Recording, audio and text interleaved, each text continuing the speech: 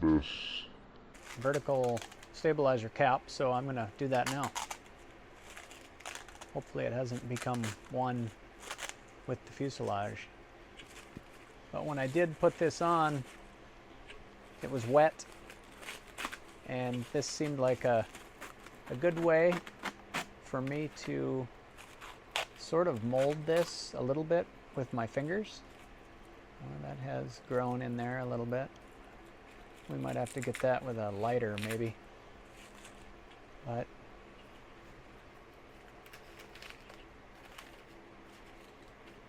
oh yeah, it's a little embedded right there.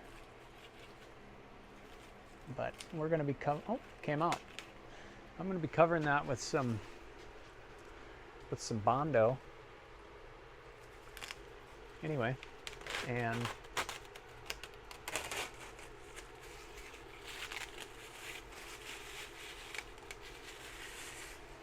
so none of that you will probably see.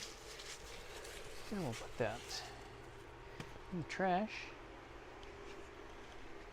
So overall, doesn't look too bad. You can see the edges from the saran wrap where it was kind of where it ridged up there a little bit, but looking around the front, doesn't look too bad. I can probably sand most of that out. I'm hoping most of these ridges I could just put the Bondo up over the top and sand that down flush, because that's a lot easier to work with, I think. Then I can match this profile in the back there also. And coming around this side where these holes are, I can fill that stuff in with the Bondo, and then make this a little more aerodynamic, grow in with the fuselage, and then meet up with the rudder, which we'll be putting on the back of here shortly.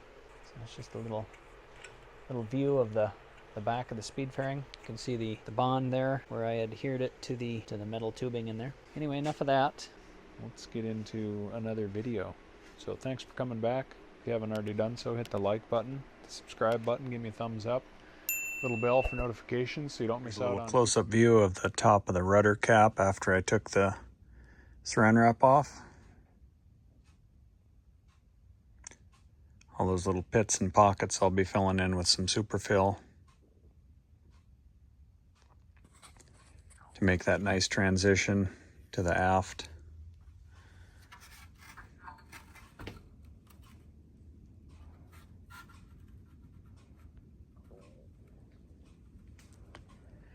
Saran wrap did help me get a little bit nicer fit and finish overall, so I don't really have to do a whole lot of sanding on here. I can probably just come right over the top with the superfill and then sand that stuff down and give it a nice tapered effect.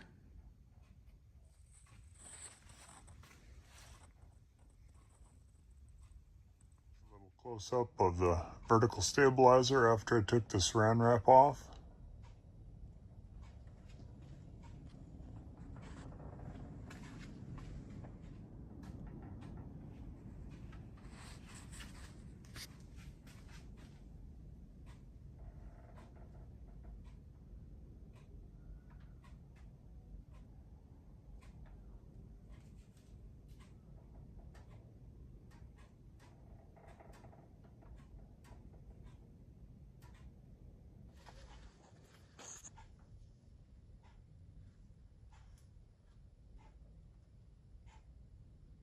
I want to send a shout out to a subscriber by the name of Haynes out of Texas.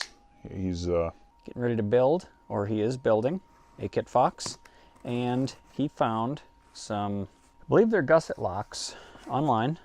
The plans were put up by Trent Palmer, and he was kind enough to print them for me on his very own printer, which I'll tell you what printer that is here in a moment, and send them to me.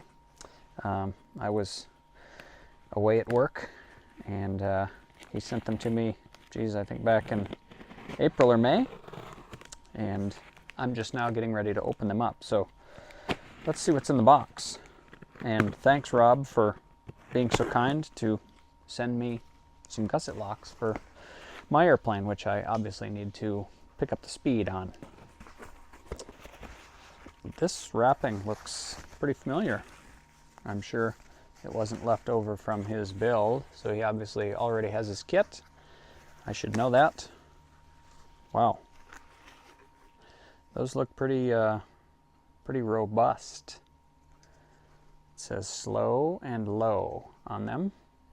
There's some metal hardware in there, and looks like things articulate. I'm also going to have to figure out what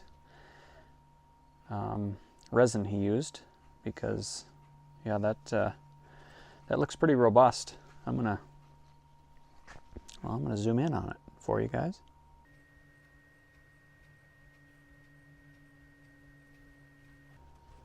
Maybe. So I'll bring this up to the camera so you can see it in its full glory. There's Allen screws in here, so and then I can see little detents in here. So once you get things adjusted where you want them, I don't really know where it goes, but on the gussets, I'm sure, or flaperons, ailerons, and the push-pull tube. So I'm gonna have to do a little research on this and see how to use it, but it does feel quite robust. And again, I'll try to find out which resin he used, because that's pretty impressive coming off the printer. Pretty amazing that you can put a roll of plastic into a printer and tell it what to do and then walk away. So I'll try to show this thing in action later on. I won't be able to do it now because I obviously have a lot of parts that are missing from the airplane. So thanks again, Rob. I really appreciate that, and I'll incorporate that into another video in the future after I do a little research and figure out how to stick it in the airplane. So since this video is going to be a little bit short because I am opening up boxes, I'm going to comment on a piece of the rudder that I was working on earlier, didn't get fully completed due to a technical issue. So I was putting in the ribs horizontal and the ribs perpendicular on the, I guess the rib stiffeners they're called. So down here on the bottom, this very bottom rib, I mentioned in one of the videos that, well, I used up my stiffeners because my plans called for it on another fastener, which I'll show you right now since you're patiently waiting. So you can walk with me.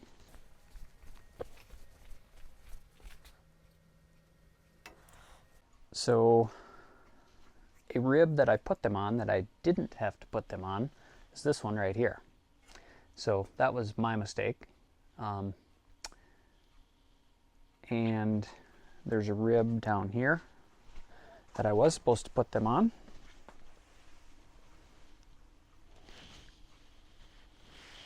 This one right here. So I put the 3 on there, and then I cut 3 more for right down here. And after talking to Brandon, he said I basically don't need to put those on because of the number of contact points on here. This is quite stiff. A joke may have come to mind, but I won't say it. Anyway, so I put them on there anyway since I already had them cut, but I need those for the bottom rib on the rudder. And now I'll take you back over and show you what I'm talking about. So this bottom rib here on the rudder, it's my understanding that when the fabric goes over this and it starts to pull up, it's going to bend this rib possibly up.